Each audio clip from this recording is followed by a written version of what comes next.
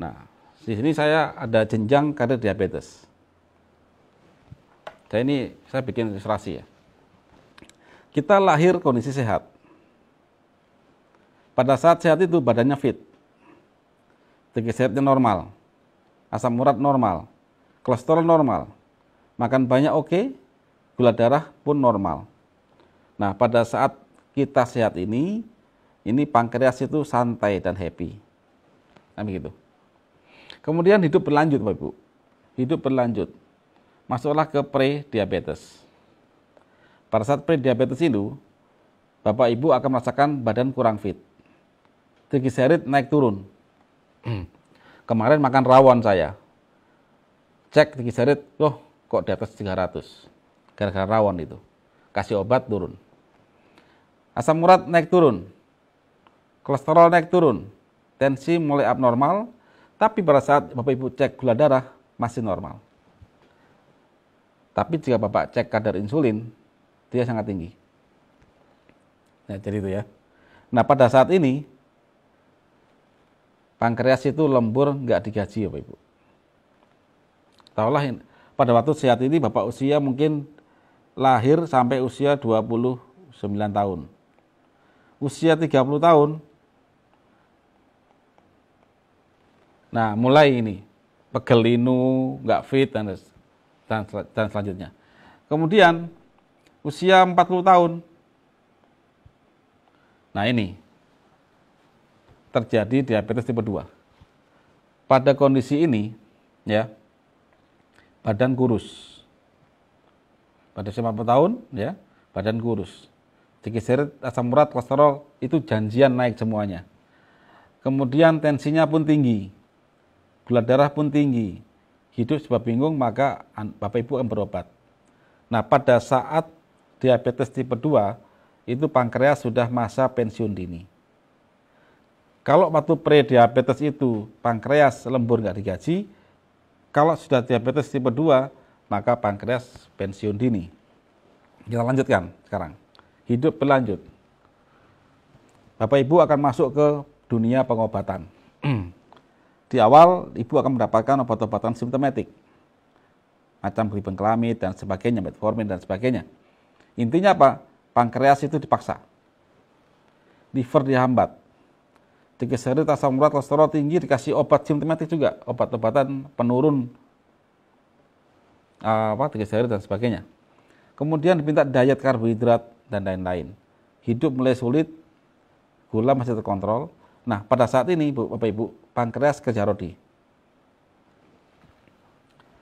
Kemudian hidup berlanjut. Ini Bapak Ibu berobat usia 40 tahun. Pakai obat ini. Kemudian anggap aja usia 50 tahun. Dengan segala macam diet, segala macam keterbatasan dan lain-lain, selamat datang ke diabetes tipe 1. Pada saat ini Bapak Ibu, karena pankreas itu kerja rodi, dipaksa kerja, maka pankreas itu akan makin mati dia nanti. Sampai someday, suatu saat,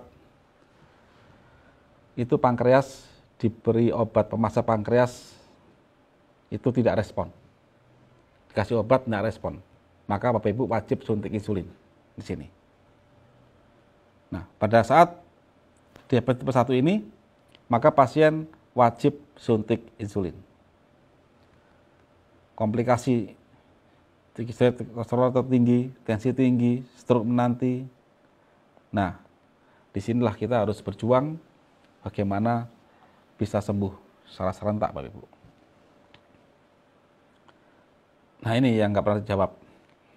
Kenapa terjadi resistensi insulin?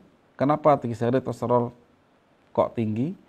Sebelum diabetes, kenapa mayoritas diawali permasalahan aliran darah seperti hipertensi, dan sebagainya? Kenapa pasien yang sudah diet mati-matian kok makin hari makin turun kesehatannya? Fakta ini kan Bapak Ibu ya. Berobat kemanapun Bapak Ibu, dengan cara-cara simptomatik seperti tadi itu, maka Bapak Ibu tidak akan pernah mendapatkan kesembuhan. Baik itu herbal maupun itu dengan cara-cara yang konvensional di rumah sakit. Nah, terus kenapa sudah minum obat kolesterol dan lain-lain kok masih stroke dan ring jantung? Berapa banyak kita melihat berita tetangga kita, artis dan sebagainya, tokoh-tokoh penting berobat terus ya, hipertensi, dia minum obat-obat penurun tensi, pengecek darah, kok dia masih serangan jantung dan ring jantung. Question, kenapa sudah suntik insulin, tapi kesehatan pasien tidak bisa seperti orang sehat? Orang sehat itu versi kami, Bapak Ibu. Diabetes bisa makan nasi lagi, bisa makan kambing lagi. Normal lagi. Pada waktu kita acara, misalkan Bapak Ibu diundang makan-makan pesta perkawinan di hotel bintang 5 misalkan.